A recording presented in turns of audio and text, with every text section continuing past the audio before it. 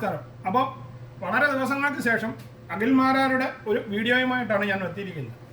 അപ്പം കഴിഞ്ഞ 2 ആഴ്ചയായിട്ട് അഖിൽമാരാരും ബിഗ് ബോസും പിന്നെ നാട്ടുകാരും ഒക്കെ ആയിട്ട് മുട്ടനടിയായിട്ട് നടക്കുകയാണ്. അപ്പം അഖിൽമാരാരുടെ പോസ്റ്റുകൾ എന്നും സോഷ്യൽ മീഡിയയിൽ നിറഞ്ഞു നിൽക്കുന്ന ഈ സമയത്ത് ഞാൻ ഇത് പ്രത്യേകിച്ച് വീഡിയോകളൊന്നും ഇടാതിരിക്കുകയാണ്. എന്നാൽ ഇന്ന് ഫേസ്ബുക്കിൽ വന്ന അഖിൽമാരാരുടെ ഒരു ലൈവിൻ്റെ കുറച്ച് ഭാഗം കണ്ടപ്പോൾ ഇതൊന്ന് വീഡിയോ ഇടണമെന്ന് തോന്നിയത് കൊണ്ട് ഇടുകയാണ്. അതായത് കഴിഞ്ഞ ഒരാഴ്ചയായിട്ട് ശോഭാ വിശ്വനാഥുമായിട്ടുള്ള ഇഷ്യൂ കത്തിക്കയറി നിൽക്കുമ്പോൾ തന്നെയാണ് ഇപ്പോൾ ബിഗ് ബോസ് വീട്ടിനകത്തുള്ള അപ്സരയുടെ ഹസ്ബൻഡ് ആൽബിയുമായിട്ടുള്ള ഇഷ്യൂ തുടങ്ങുന്നത്.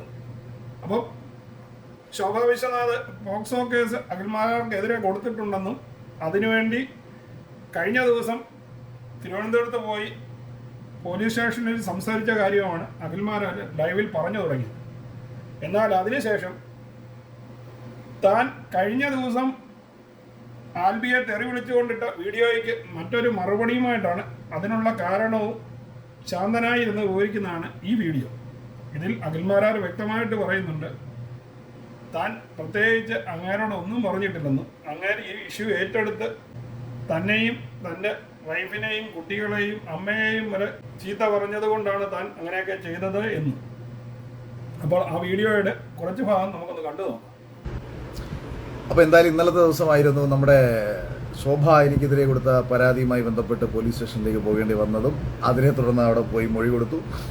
അപ്പോൾ എന്തായാലും പോലീസ് സ്റ്റേഷനിൽ പോയ വിഷയം ഇന്നലെ ഏറെക്കുറെ അവസാനിച്ചിരിക്കുന്നു. അവിടുന്ന് ഇറങ്ങിയതിന് ശേഷമാണ് ഞാൻ പെട്ടെന്ന് നമ്മുടെ ഈ ചന്ദ്രലേഖ സിനിമയിലെ ഒരു രംഗം എനിക്ക് ഓർമ്മ വരുന്നത്. ലാലേട്ടൻ ഇങ്ങനെ ഇരിക്കുന്ന സമയത്ത് നമ്മളെ അനുപം പേര് മറന്നു ചിലപ്പോൾ ഒരാൾ വന്ന് കയറിയിട്ട് ആൽബി എന്ന് പറഞ്ഞിട്ട് വന്നിട്ട് അവസാനം ശ്രീനിവാസൻ എന്ന് പറയത്തില്ലോ, അവന് ഭ്രാന്താണെന്ന് പറഞ്ഞ് പിടിച്ചോണ്ട് പോകുന്നൊരു സീനുണ്ടല്ലോ. എനിക്ക് ഇന്നലത്തെ ദിവസം എനിക്ക് അതാണ് ഓർമ്മ വരുന്നത്. അതായത് അവനുമായി 1% പോലും ബാധിക്കാത്ത ഒരു വിഷയത്തിൽ അവൻ വന്നിരുന്നിട്ട് എൻ്റെ ഭാര്യയെയും മക്കളെയും അമ്മയെയും വളരെ ആക്ഷേപിച്ചുകൊണ്ട് അവനൊരു വീഡിയോ വന്നിരുന്നുകൊണ്ട് സംസാരിക്കുകയാണ്. അവനെ സംസാരിക്കുന്നത് കേൾക്കുന്ന ഏതൊരാളും, നിങ്ങളിലൊരു അച്ഛനുണ്ടെന്നുണ്ടെങ്കിൽ, നിങ്ങളിലൊരു ഭർത്താവ് ഉണ്ടെന്നുണ്ടെങ്കിൽ, നിങ്ങളിലൊരു മകനുണ്ടെന്നുണ്ടെങ്കിൽ, നിങ്ങളിലൊരു സഹോദരനുണ്ടെന്നുണ്ടെങ്കിൽ, ഇവനെ കണക്ക് പറയുന്ന ഒരാളെ നിങ്ങൾ അവൻ പറയുന്ന വർത്താനം കേട്ട് കഴിഞ്ഞാൽ നിങ്ങൾക്ക് എന്ത് ചെയ്യാൻ തോന്നും? അതിന്റെ 10-1 പോലും ഞാൻ സത്യത്തിൽ ചെയ്തിട്ടില്ല. ഞാൻ അവനെ ഫോണിൽ വിളിച്ച സമയത്ത് എനിക്ക് അവനെ സത്യം പറഞ്ഞാൽ അവന്റെ ചെകിടടിച്ച് പറിക്കണം എന്നുള്ള ദേഷ്യം എനിക്കുണ്ടായിരുന്നു. കാരണം 1% പോലും, ഒരുവനെ 1% പോലും ബാധിക്കാത്ത ഒരു വിഷയത്തിൽ ഞാൻ സമൂഹത്തിൽ നമ്മുടെ ഈ സമസ്ത മേഖലകളിലും നടക്കുന്ന സ്ത്രീകളെ ചൂഷണം ചെയ്യുന്നു എന്ന വിഷയവുമായി ബന്ധപ്പെട്ട് ബിഗ് ബോസിനുള്ളിൽ ഇന്നലകളിൽ നടന്ന ചില വിഷയങ്ങൾ ചൂണ്ടിക്കാണിച്ചപ്പോൾ ഇവൻ അതിനകത്ത് ഇത്രയേറെ രോഷാകുലനായി എനിക്കെതിരെ പ്രതികരിക്കാനുള്ള ഒറ്റ ഉദ്ദേശമുള്ളൂ, ഇവൻ അപ്സരയെ തോൽപ്പിക്കണം. ഇവൻ അപ്സരയെ തോൽപ്പിക്കണമെന്ന് ആരുടെയൊക്കെയോ കയ്യിൽ നിന്ന് കാശ് വാങ്ങി ആ പാവപ്പെട്ട പെൺകൊച്ചിനെ തോൽപ്പിക്കാൻ വേണ്ടി തുനിഞ്ഞിറങ്ങിയേക്കുന്ന ഒരുത്തനാണ് ഇവൻ എന്നുള്ള കാര്യത്തിൽ യാതൊരു സംശയവും വേണ്ട. അതാണ് ഇവൻ ഈ ബിഗ് ബോസ് ഹൗസിനകത്തേക്ക് ഇവനെ കയറി വിട്ട സമയത്ത് ഇവൻ അതിനകത്ത് കിടന്ന് എന്തൊക്കെയോ കോമാളിത്തരങ്ങൾ കാണിച്ചു എന്ന് പറഞ്ഞിട്ട് കുറെ കമന്റുകൾ ഞാൻ കണ്ടു. അപ്പം അതിനകത്ത് കയറിയിട്ട് ഊളത്തരങ്ങൾ കാണിച്ച് ഹസ്ബൻഡ് ആണെന്നുള്ള പേരിൽ തോൽപ്പിക്കാൻ ശ്രമിച്ചതിന് ശേഷം പുറത്തിറങ്ങിയിട്ട് ഇവൻ ഫേസ്ബുക്കിൽ ഏതോ ഗ്രൂപ്പിൽ പോയി ഇവനൊരു പോസ്റ്റ് ഇട്ട് പോലും അപ്സര പുറത്തായി എന്ന് പറഞ്ഞിട്ട്. അപ്പോൾ അതിന്റെ ഉദ്ദേശം എന്താണ്? അപ്സര പുറത്തായി എന്ന് പറഞ്ഞ് പോസ്റ്റ് ഇട്ടാൽ അപ്സരയ്ക്ക് വോട്ട് ചെയ്തുകൊണ്ടിരിക്കുന്ന ആൾക്കാർ വോട്ട് അവസാനിപ്പിക്കാനും ആ വോട്ട് ചെയ്തുകൊണ്ടിരിക്കുന്ന ആൾക്കാർ സ്വാഭാവികമായിട്ട് പിന്നീട് വോട്ട് ചെയ്യാതിരിക്കുമല്ലോ. അതാണല്ലോ എന്റെ രീതി. അപ്പൊ അങ്ങനെ വരുമ്പോൾ അപ്സരയ്ക്ക് വോട്ട് കുറയണം, മറ്റാർക്കെങ്കിലും വോട്ട് കിട്ടണം. അപ്പൊ എനിക്ക് തോന്നുന്നത് ഈ അപ്സര എന്ന് പറയുന്ന പെൺകുട്ടി അവിടെ നല്ല രീതിയിൽ ഗെയിം കളിക്കുന്നു, അല്ലെങ്കിൽ അവൾ ചിലപ്പം ടോപ്പ് 5 ഉണ്ടാവും. അപ്പൊ ഇവനത് കടിക്കും, ഇവന് ചൊറിച്ചിലിങ്ങനെ കയറി തകിട്ട് നിൽക്കുക. ഇവൻ വിചാരിച്ചേക്കുന്നത് ഇനി അപ്സര ജയിച്ചു കഴിഞ്ഞാൽ ഇവൾ എന്നെക്കാട്ടിയും വരികയാണായി കഴിഞ്ഞാൽ ഇവൻ ഒന്നാമതെ മറ്റേ ഒരു ഞാൻ പറയുന്നില്ല, എന്തെങ്കിലുമൊക്കെ പറഞ്ഞാൽ ചിലപ്പോൾ മരപ്പട്ടി പറയും, മരപ്പട്ടി ആക്ഷേപിച്ചെന്ന് പറയും. അതുകൊണ്ട് ഞാൻ അതൊന്നും പറയുന്നില്ല, അതൊക്കെ നമുക്ക് വിടാം. രണ്ടായാലും ആ പെൺകുട്ടിയെ തോൽപ്പിക്കണമെന്നുള്ളത് മാത്രമാണ് ഇവന്റെ അജണ്ട. ദയവ് ചെയ്ത് എന്നെ ആരെങ്കിലും കേൾക്കുന്നുണ്ടെങ്കിൽ അവർ ഈ അപ്സര, ഞാൻ ഗെയിമൊന്നും കാണുന്നില്ല, അപ്സര അവിടെ നല്ലൊരു ഗെയിമർ ആണെന്നുണ്ടെങ്കിൽ നിങ്ങൾ അപ്സരയ്ക്ക് പരമാവധി വോട്ട് ചെയ്യണം. അപ്സരയെ പരമാവധി വോട്ട് ചെയ്ത് അവിടെ നിർത്തണം.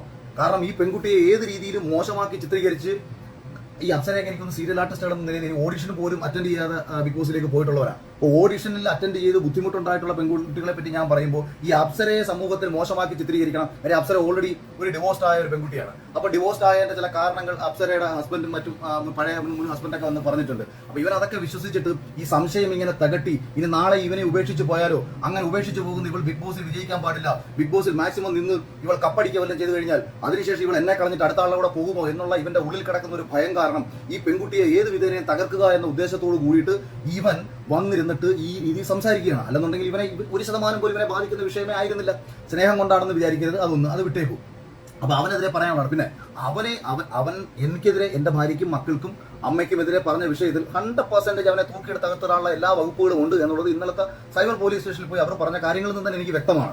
ഇന്ന് രാവിലെയും എനിക്കറിയാവുന്ന പോലീസ് ഉദ്യോഗസ്ഥന്മാർ എനിക്ക് ഇങ്ങോട്ട് എന്നെ വിളിച്ച് പറഞ്ഞേക്കുന്നു, അതിലെ ഇന്ന വകുപ്പുകൾ പ്രകാരം അവനെ തൂക്കിയെടുത്ത് അതിൽ അകത്തിടണം. പക്ഷെ ഞാൻ വിചാരിച്ചു ഇവനെതിരെ ഇവനെതിരെ കേസ് കൊടുക്കാനുള്ള യോഗ്യത പോലും ഇല്ലതേ. IPC നാറും. IPC ഒരു പർട്ടിക്കുലർ വകുപ്പ് പ്രകാരം ഈ ആൽബി എന്ന് പറയുന്നവനെതിരെ ഒരു കേസെടുത്താൽ ആ IPC ഇന്ത്യൻ പീനൽ കോഡ് നാറും. അത്രയും നെറികെട്ട ഒരുത്തനാണ് ഇവൻ, സാമാന്യ ബോധമില്ലാത്ത ഒരുത്തനാണ് ഇവൻ. അപ്പൊ അവനെതിരെ ഞാൻ കേസ് കൊടുത്ത് ഇന്ത്യൻ പീനൽ കോഡിനെ നാറ്റിക്കാൻ ഉദ്ദേശിക്കുന്നില്ല. അവന്റെ കുടുംബത്തിന് ഏറ്റവും അഭിമാനമായിട്ട് തന്നെ നിലനിന്ന് പോകട്ടെ. അവനാണ് അവന്റെ കുടുംബത്തിന് ഏറ്റവും വലിയ അഭിമാനം. അതുകൊണ്ട് ആൽബി, നീ ഇങ്ങനെ തന്നെ പോടാ, നീ ഇങ്ങനെ തന്നെ പോ. നീ അഭിമാനമാണ് ഈ പുരുഷ സമൂഹത്തിനും, നീ നിന്റെ കുടുംബത്തിനും, പക്ഷേ നിന്റെ ഭാര്യയ്ക്ക് അപ്സരയ്ക്ക് നീ ഒരു അപമാനമാണ്. അത് പറയാതിരിക്കാൻ പറ്റുന്നില്ല. കാര്യം നീ ആ പെൺകുട്ടിയെ തോൽപ്പിക്കാൻ ശ്രമിച്ചവനാണ്. അപ്പോൾ ഇതൊന്നും എനിക്ക് പറയണമെന്നുണ്ടായിരുന്നു, അത് നിങ്ങളോടൊന്ന് പറയണമെന്നുണ്ടായിരുന്നു. പിന്നെ മറ്റു വിഷയങ്ങളൊക്കെ, അതായത് ഈ ശോഭയുമായി ബന്ധപ്പെട്ടിട്ടുള്ള വിഷയങ്ങൾ ഏറെക്കുറെ അവസാനിപ്പിക്കണം എന്ന് തന്നെയാണ് ഞാൻ നേരത്തെ തന്നെ ആഗ്രഹിക്കുന്നത്. എനിക്ക് അനാവശ്യമായിട്ട് ശോഭയെ പൊതുമധ്യത്തിൽ മറ്റൊരാളെ കൊണ്ട് അപമാനിക്കുന്നതുകൊണ്ട് പൊതുവേ താല്പര്യം നേരത്തെ തന്നെ ഇല്ല. ഞാനത് ശോഭയോട് വ്യക്തിപരമായിട്ട് പറഞ്ഞൊരു കാര്യമാണ്. അത് ശോഭ എന്നിട്ടും ആലോചിക്കണം. ഇന്നലെ ആൽബി എനിക്കെതിരെ പറഞ്ഞ വീഡിയോ, അതായത് എനിക്കെതിരെ അല്ല പറഞ്ഞത്, ഭാര്യയ്ക്കും മക്കൾക്കും അമ്മയ്ക്കും എതിരെ പറഞ്ഞൊരു വീഡിയോ ശോഭ എടുത്ത് സ്റ്റോറി ഇട്ടേക്കുന്നു എന്നൊക്കെ പറയുമ്പോഴത്തേക്ക് ഈ സ്ത്രീപക്ഷവാദികളുടെയൊക്കെ ഒരു മാനസികാവസ്ഥ ഒന്ന് ആലോചിച്ച് നോക്കൂ. എന്താണ് ഇവർ ഉദ്ദേശിക്കുന്നത്? എന്താണ് ഞാൻ പറഞ്ഞത്? ചുരുക്കം പറഞ്ഞാൽ നമ്മൾ ഒരു സമൂഹത്തിൽ കുറെ പെൺകുട്ടികൾക്ക് ബുദ്ധിമുട്ടുണ്ടാകുന്നു എന്ന് പറഞ്ഞ ഉടനെ എനിക്കെതിരെ തിരിഞ്ഞ് ഞാൻ സ്ത്രീകൾക്കെതിരെ പറഞ്ഞു എന്നതിനെ വരുത്തി തീർത്ത് വളരെ മോശമായ രീതിയിൽ നടക്കുന്നെന്ന് പറയുമ്പോഴത്തേക്ക് വല്ലാത്ത വിഷമം എനിക്ക് പലപ്പോഴും തോന്നാറുണ്ട്. ഞാൻ എന്തിനു വേണ്ടി സംസാരിച്ചു, ആർക്ക് വേണ്ടി സംസാരിച്ചു, ആരാണ് ഇപ്പോൾ ഈ പൊള്ളി നടക്കുന്നത്? ഇത്രയും വലിയൊരു കോർപ്പറേറ്റ് ചാനലിനെതിരെ സംസാരിക്കുന്ന സമയത്ത് ഇവരുടെ പണം മേടിച്ചിട്ട് എത്രയോ പേർ എനിക്കെതിരെ തിരിഞ്ഞേക്കാം. ഭാവിയിൽ ഏതെല്ലാം രീതിയിലുള്ള പ്രശ്നങ്ങൾ നമുക്കുണ്ടാക്കാൻ ശേഷിയുള്ളവരാണ് എന്ന് മനസ്സിലാക്കിക്കൊണ്ട് നമ്മൾ ഈ ഒരു വിഷയത്തിൽ ഉറച്ചു നിന്നത് പറഞ്ഞതിൽ 100% സത്യമുള്ള. ഞാൻ ഇനി ഒരു കാര്യം കൂടെ പറയാം. ഞാൻ മൈൽ സ്റ്റോൺ മേക്കേഴ്സ് എന്ന് പറയുന്ന ചാനൽ ഇന്റർവ്യൂ കൊടുത്ത സമയത്ത് എനിക്ക് ഒരു അമ്മ അയച്ച മെയിൽ, അതായത് ഈ ചാനലിന്റെ ഭാഗത്തു നിന്ന് ഉണ്ടായ വിഷമങ്ങൾ പറഞ്ഞ്, അവരുടെ മകൾക്കുണ്ടായ വിഷമങ്ങൾ പറഞ്ഞ്, മകളുടെ കൂട്ടുകാരികൾക്കും ഉണ്ടായ വിഷമങ്ങൾ പറഞ്ഞ് ഒരു അമ്മ അയച്ച മെയിൽ ഞാൻ മൈൽ സ്റ്റോൺ മേക്കേഴ്സിന്റെ ഇന്റർവ്യൂവിൽ വായിച്ചതാണ്. അവർ ടെലികാസ്റ്റ് ചെയ്തില്ല, അവരത് കട്ട് ചെയ്ത് കളഞ്ഞു. 2, ബിഗ് ബോസിൽ എൻ്റെ ഒപ്പം പ്രവർത്തിച്ച ഒരു മത്സരാർത്ഥിക്ക് മുൻ മത്സരാർത്ഥിയുടെ ഒരു സുഹൃത്ത്, ഒരു ലേഡി, ഒരു സ്ത്രീ സുഹൃത്ത് അയച്ച ഒരു വോയിസ് ക്ലിപ്പ് ഞാൻ ആ മൈൽ സ്റ്റോണിന്റെ ഇന്റർവ്യൂവിൽ ഞാൻ പറഞ്ഞു. ആ പറഞ്ഞതിനകത്ത് ആ പെൺകുട്ടി ഇങ്ങനെയാണ് പറയുന്നത്.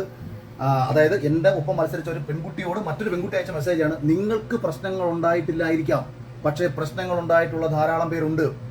അതിൽ അവളുടെ വേണ്ടപ്പെട്ട ഒരു സുഹൃത്ത്, മുൻപ് ബിഗ് ബോസിൽ പോയ ഒരു സുഹൃത്തുണ്ട്, അവളുടെ കയ്യിൽ നിന്ന് ഇവർ പണം വാങ്ങി, അതിന്റെ തെളിവ് ഉൾപ്പെടെ ഉണ്ട്. പക്ഷേ അത് ഒരു മുൻകൂർ ധാരണ പ്രകാരം ബിഗ് ബോസിലേക്ക് കയറ്റാമെന്ന് പറഞ്ഞ് വാങ്ങിയതാണ്. അവർക്ക് വീട്ടിൽ എന്തോ അനിയന്റെ സഹോദരിയുടെ കല്യാണമോ മറ്റോ വന്നപ്പോൾ പോലും അവരവരെ ആ പൈസ തിരിച്ച്, അതായത് ഈ പറഞ്ഞ പൈസ കൊടുക്കണമെന്ന് പറഞ്ഞുകൊണ്ട് ചെയ്തതാണ്. ഈ വോയിസും ഞാൻ മൈൽ സ്റ്റോൺ മേക്കേഴ്സിന്റെ ഇന്റർവ്യൂവിൽ ഞാൻ കേൾപ്പിച്ചു. ഇവരിതും കട്ട് ചെയ്ത് കളഞ്ഞു. ഞാനിത് എന്താ പറയുന്നതെന്ന് പറഞ്ഞാൽ, സകലമാന ആൾക്കാരും വന്നിരുന്നിട്ട് എൻ്റെ അടുത്ത് ഒരു കാര്യം പറയുമ്പോൾ അറ്റ്ലീസ്റ്റ് പുറത്ത് പറയാൻ പറ്റും. അതായത് എന്നോട് പേഴ്സണലി പറഞ്ഞ ഒരു പെൺകുട്ടിക്ക് ഭാവിയിൽ ദോഷമുണ്ടാവാത്ത രീതിയിൽ അവരെ എനിക്ക് പ്രൊട്ടക്ട് ചെയ്യണം. അവർക്കറിയാം അഖിൽമാരാർ നശിച്ചു കഴിഞ്ഞാൽ ആത്യന്തികമായിട്ട് അതിൻ്റെ നഷ്ടം എൻ്റെ ഭാര്യയ്ക്കും എൻ്റെ മക്കൾക്കും വേണം. അവരത് സഹിച്ചോളും. പക്ഷേ എന്നിലൂടെ മറ്റൊരാൾക്കൊരു വേദന ഉണ്ടായി കഴിഞ്ഞാൽ, ഇന്നലെ തന്നെ ഈ ആൽബി എന്ന് പറയുന്നവൻ്റെ ചെബുക്കല്ലുകളൊക്കെ 2 അടി കൊടുക്കണമെന്ന് പറഞ്ഞപ്പോഴും എൻ്റെ ഒപ്പം ഉണ്ടായിരുന്ന എൻ്റെ സുഹൃത്തുക്കൾ പറഞ്ഞത്, അവർ അതിൽ ജോലി ചെയ്യുന്ന 2 സുഹൃത്തുക്കൾ എന്നോട് വണ്ടിയിലുണ്ടായിരുന്നു. അളിയാ, നിങ്ങൾ പുറത്തിറങ്ങി നിൽക്കും. കാരണം അവർ ഉന്നതമായ 2 സ്ഥാനത്ത് ജോലി ചെയ്യുന്നവരാണ്. അവർക്ക് അവരെ ബാധിക്കാൻ പാടില്ല. കേസോ വഴക്കോ വന്നാൽ അത് എന്നെ മാത്രം ബാധിച്ചാൽ മതി. അല്ലെങ്കിൽ ഹരി ഉണ്ടായിരുന്നു, ഹരി പറയുന്നത്, ഹരി ഞാൻ നമുക്ക് 2 കൂടെ പോകാം, ഇവർ വരണ്ട എന്ന് പറയുന്നതിൻ്റെ കാരണം മറ്റൊരാൾക്ക് ബാധിക്കണ്ട എന്ന് വെച്ചിട്ടാണ്. ഞാൻ പിന്നെ അവനെ അടിക്കാനും പിടിക്കാനൊന്നുമില്ല. അവൻ്റെ വീട്ടിൽ നേരെ കയറി ചെല്ലണം. എന്നിട്ട് അവനോട് എനിക്കൊന്ന് ചോദിക്കണം, പറയടാ ആൽഫ്രഡ് ഡിസൂസ, നീ എവിടെയാടാ കണ്ടത്? ഞാൻ ഇങ്ങനെ പറഞ്ഞത് എവിടെയാ കണ്ടത്? നീ ഒന്ന് എന്നെ കാണിച്ചതാ. ഞാൻ എൻ്റെ ഇതൊന്നും നിങ്ങൾ എല്ലാവരും ചോദിക്കണം. ഞാനിപ്പോൾ അജിൻ കാരണം ഞാൻ ഈ ഓൺലൈനിൽ ഞാൻ പറഞ്ഞു, ഒരുപാട് നല്ല മാധ്യമപ്രവർത്തകരുണ്ട്. മൊബൈൽ എന്ന് പറയുന്ന ഒരു ആയുധത്തെ ഏറ്റവും മനോഹരമായി ഉപയോഗിക്കാൻ ശേഷിയുള്ള, ഈ നാടിന്റെ നന്മയ്ക്ക് വേണ്ടി ഉപയോഗിക്കാൻ ശേഷിയുള്ള, ഈ സമൂഹത്തിന്റെ നന്മയ്ക്ക് വേണ്ടി ഉപയോഗിക്കാൻ ശേഷിയുള്ള ഒരു വലിയ പ്ലാറ്റ്ഫോമാണ് ഇതെന്ന് പറയുന്നത്, മൊബൈൽ എന്ന് പറയുന്നത്. അതിനെ ഏറ്റവും മനോഹരമായി കൊണ്ടു നടക്കേണ്ട സ്ഥാനത്ത് റീച്ചിന് വേണ്ടിയിട്ട് കോമാളിത്തരം കാണിക്കുന്ന ചില അലവലാദികളെ കുറിച്ച് ഞാൻ പറഞ്ഞിട്ടുണ്ട്. അപ്പോൾ ഇത്തരക്കാരോടാണ് എനിക്ക് എപ്പോഴും പറയാനുള്ളത്, നിങ്ങൾ മറ്റൊരാളെ ആക്ഷേപിച്ചുകൊണ്ടും മറ്റൊരാൾക്കെതിരെ പറഞ്ഞുകൊണ്ടും അല്ല റീച്ച് ഉണ്ടാക്കേണ്ടത്. ഞാനൊരു പൊതു വിഷയം ഉന്നയിക്കുകയാണ് ചെയ്തത്. അതിൽ പോലും ആർക്കും വിഷമം ഉണ്ടാവണ്ട, ഒരാളുടെയും പേര് പറയേണ്ട കാര്യമില്ല, ആരെയും നേരിട്ട് വേദനിപ്പിക്കേണ്ട. പക്ഷേ ഇങ്ങനെ ഒരു പ്രശ്നമുണ്ട്. ഇനി കുറച്ചുകൂടെ വളരെ ലളിതമായി ഞാൻ നിങ്ങളോട് പറഞ്ഞാൽ, ഞാൻ മുമ്പ് ഒരു ചെറിയ ഉദാഹരണം പറഞ്ഞിട്ടുണ്ട്. അതായത് സംരക്ഷിക്കപ്പെടേണ്ട ഒരു പെൺകുട്ടിക്ക് ഏതെങ്കിലും രീതിയിൽ മാനസികമായിട്ട് നമ്മളൊരു കരുത്തായിരിക്കും.